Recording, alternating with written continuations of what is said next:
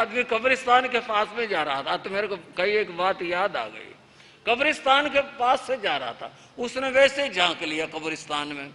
उसने देखा एक स्त्री, महिला, औरत कब्र के ऊपर बैठी है, बड़े आराम के साथ में, बड़े आराम से बैठी है कब्र के ऊपर। उसने कहा कमाल है, यहां तो जाते भी डर लगता है, अच्छे अच्छे को डर लगता है, और ये कब्र के ऊपर बैठी हुई है, कमाल हो गया, इसको डर नहीं लग रहा। उसने हिम्मत करी और वो कब्रिस्तान में चला गया। वो आदमी जाकर उस महिला से बोला, बहन जी मैं एक बात पूछने आया हूं। हाँ भाई बोल, क्या बात है, बता। बोले आप है ना इस कब्र के ऊपर बैठी हो, आपको डर नहीं लगता? उसने पूछा हाँ आपको डर नहीं लगता? वो औरत थोड़ी मुस्कुराई और बोले भाई अंदर गर्मी हो रही थी, मैं फिर बाहर आके बैठ गई हवा में।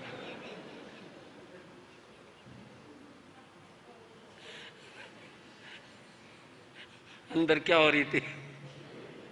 गर्मी हो रही थी, मैं बाहर आके बैठ गई। समझ में आया? भूत नहीं है, भागा वहां से वो। मामला बड़ा खतरनाक होता है।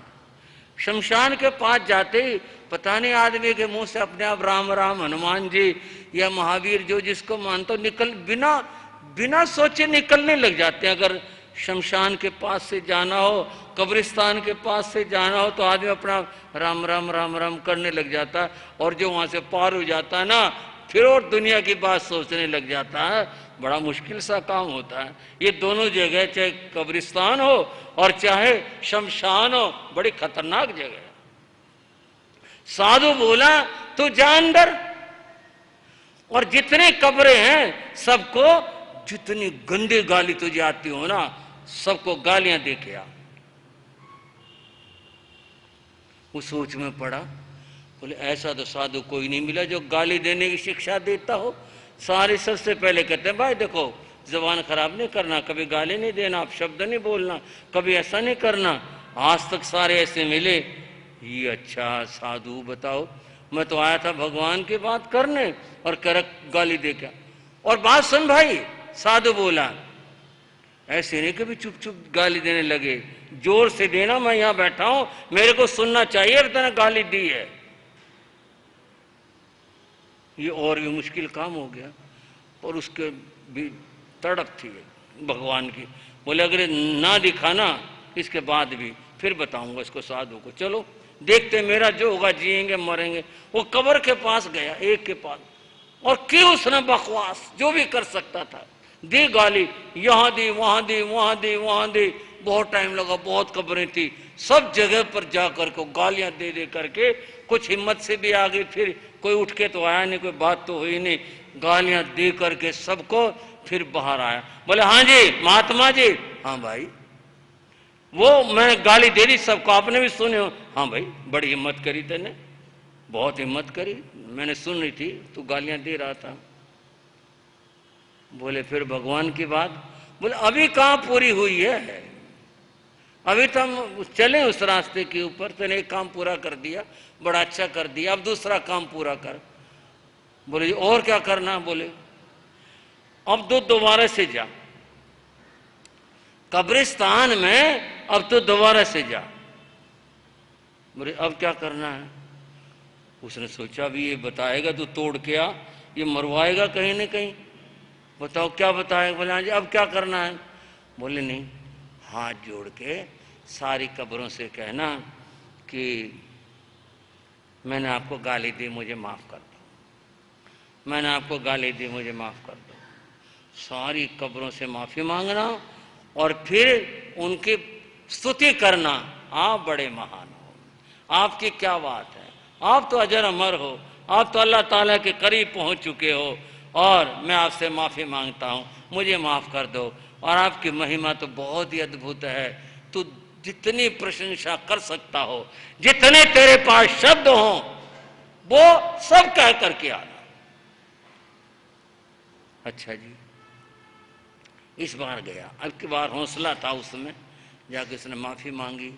प्रशंसाएं की, खूब अच्छे अच्छे प्रशंसा की, नतमस्तक हुआ, सारी कब्रों के वहाँ वह होकर के आया, सबके पास जा कर के आया, हो गया काम, वापस आया, महात्मा से बोला हाँ जी मैं सबसे माफ़ी मांगा है। माफ़ी मांग आए? बोले हाँ जी। अब तो मुझे एक बात बता। बोले हाँ जी बोलो। जब तूने किसी कब्र को गाली दी, कोई उत्तर मिला तेरे को? किसी ने कुछ कहा? कोई उठकर आया? बोले ना जी कोई नहीं आया। जब तूने प्रशंसा की तब क्या हुआ? किसी ने कुछ कहा तेरे को, आशीर्वाद दिया हो, कुछ बोला हो, कुछ कहा? बोले ना, कोई आवाज ही नहीं आई, कुछ नहीं, किसी ने कुछ नहीं कहा।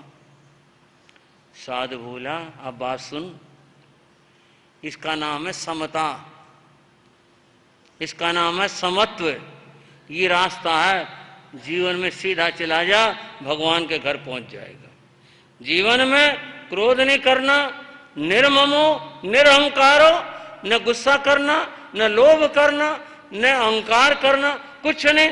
ये रास्ता है समत्व का, इसके ऊपर चला जा तो ये भगवान मिलेंगे और पक्के मिलेंगे।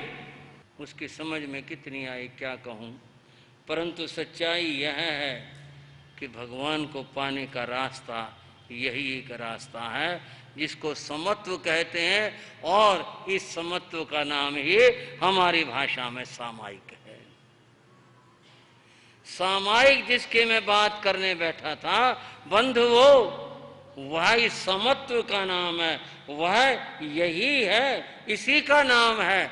और इस समत्व की बात बंधुओं जैन आगमों में इस प्रकार से आई, लाभा लाभे सुहे दुखे जीविये मरणे तहा समो निंदा प्रशंसासु तहा माणा बमाणयो। आगम की गाथा है यह। इसमें कहा लाभ में अलाभ में, चाहे लाभ हो चाहे हानि हो, चाहे सुख है सुख हो, दुख है चाहे दुख हो, जीविये मरणे तहा, चाहे जीवन रहे और चाहे मृत्यु आ जाए, जीविये मरणे तहा समो निंदा प्रशंसासु। कोई तुम्हारी निंदा करता हो, कोई तुम्हारी प्रशंसा करता हो, तहा मानाव मानयो, कोई तुम्हारा अपमान करता हो और कोई व्यक्ति तुम्हारा सम्मान करता हो, उन सब परिस्थितियों के अंदर संभाव रखना, समत्व के अंदर रहना, यह ऐसा करना, यह सामायिक है, यह साधु धर्म है, यही वह रास्ता है जिससे कि मुक्ति और मोक्ष प्राप्त होता है। बात बड़ी हो गई, मोक्ष की और भगवान की बातें हो गई, पर सामायिक की कुछ बात, हाँ जी कुछ कर ले थोड़ी सी सामायिक की कुछ बात। ये सामायिक कितने काम की चीज है, ये थोड़ी सी बात और करते हैं। एक बार की बात, मेरे पूज्य बाबा गुरुदेव योगीराज श्री राम जी लाल जी महाराज पंजाब के सुनाम नगर में पधारे। ये बात है सन 60-61 की। मैं तब वैरागी था गुरु महाराज के चरणों में। शाम का समय था, गुरु महाराज अपने पट्टे पे विराजमान थे और मैं उनके पास में था। मैं अपने संतों कई बार बिटुकना कह देता, मैं भी बिटुकना था, बस मैं भी वहां। एक भाई आए दर्शन करने, गुरुजी गुरुजी गुरुजी। गुरु महाराज ने भी देखा, गुरु महाराज भी बहुत प्रसन्न हुए और गुरु महाराज, अरे चूड़िया मल हमें आए इतने दिन हो गए तो अजय गुरु जी की दसिए, बस की करिए, इन्ने कम रहंदे हैं। बस मैनू आया घर तो पता चलिया कि गुरु जी आया, मैं तो इत्थे आया, सीधा सीधा इत्थे आया। बोले अच्छा ठीक, बैठ गया। कुछ राजी खुशी की बातें हुई। होने के बाद गुरु महाराज को कुछ थोड़ा सा विनोद कुछ लगा। कहले चूड़िया मल? बोले हाँ। वो तो अपने सामायिक तो सुना दे, ये बच्चे को सुना दे, इसको सुना दे। हाँ वो बहुत अच्छा, ये थोड़ी कृपा से मैं बच गया उस दिन, नहीं तो पता नहीं की होता, नुकसान तो होना ही सी ते होर भी कुछ हो जाता। बोले चल सुना क्या बात हुई थी। उसने जी चूड़िया मतलब अपने बात सुनाई। बोला ये मैं थोड़ो सामाजिक दा नियम लिता होया, मैं हर रोज सामाजिक करदा हाँ, ते सामाजिक दा कितने भी जाना हो आसन साथ लेके जाना हो। उसने आगे सुनाई। वो पंजाब में गिद्दड़बा एक जगह है, जानते ही होंगे। वहां पर अब तो पता नहीं, पहले ये सूंघने वाले नस्वार बना करती है, और वहां के नस्वार 5 फोटो नस्वार कहलाती थी। मैं कोई प्रचार नहीं कर रहा 5 फोटो का, मैं तो अपनी बात बता रहा हूं।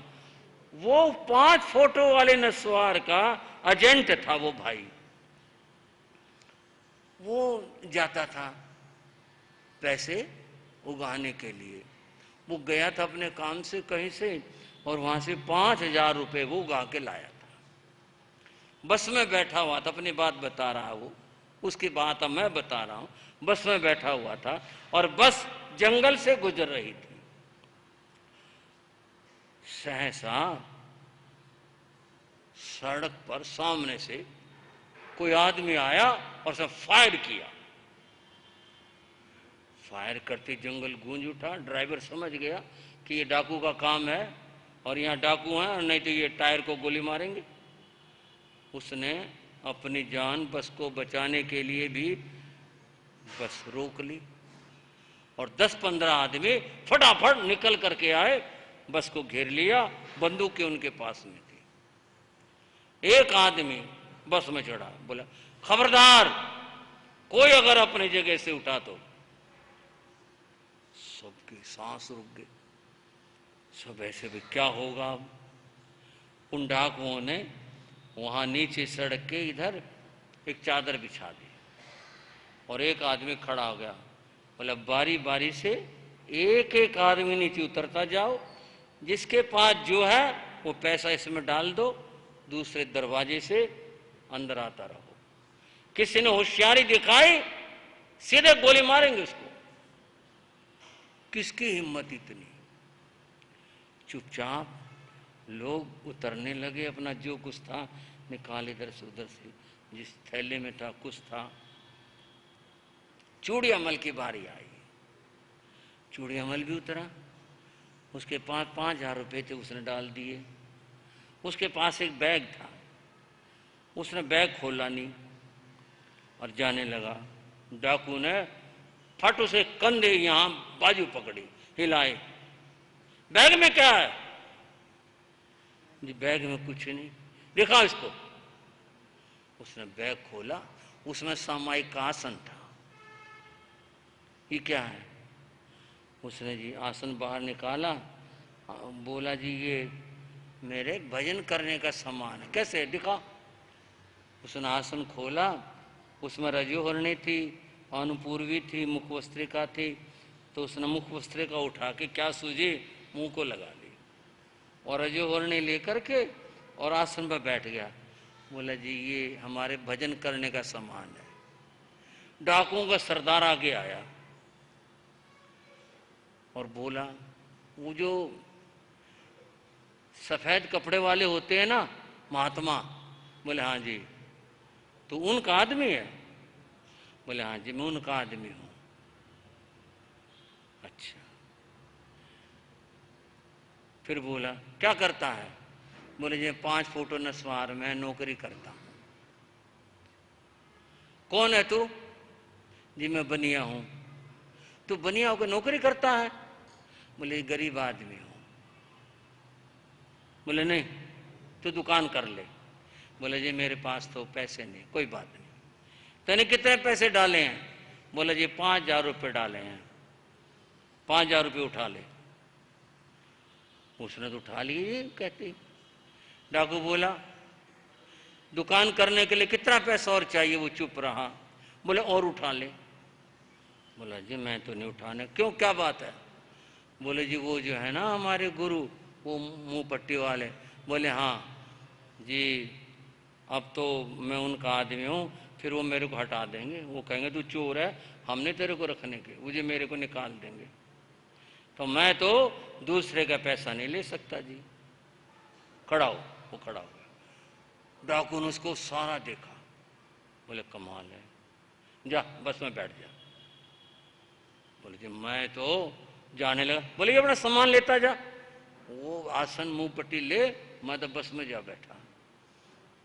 और जितने लोग थे सबके पैसे रखवा लिए उन्होंने, और फिर ड्राइवर को कहा हम जाके फायर करेंगे तब बस चलाना, पहले अगर चला दी खबरदार। बोले अच्छा जी। वो तो जी बांध गठरे, वो गए और फिर उन्होंने फायर किया, बस चला दी। सारे बस वाले उसके पास। बोले तू किसका एजेंट है? बोले भाई मैंने मुंह पट्टी वालों का एजेंट हूं।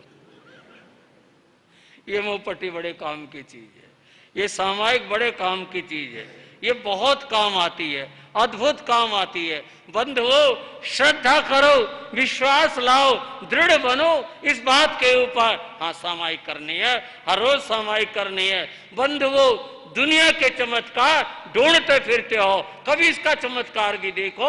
ये सामायिक कितने विलक्षण और अद्भुत चीज है। आज भी मैं याद करता हूँ, गुरु महाराज ने चूड़िया मलसूस की बात सुनवाए, कहने लगे सुना। बोला तुझे बचा देता मैं उस दिन, थोड़े मुंह पट्टी ने बड़ा काम किया उस दिन, नहीं था बस सब कुछ जाना से। बोले चलो ठीक है।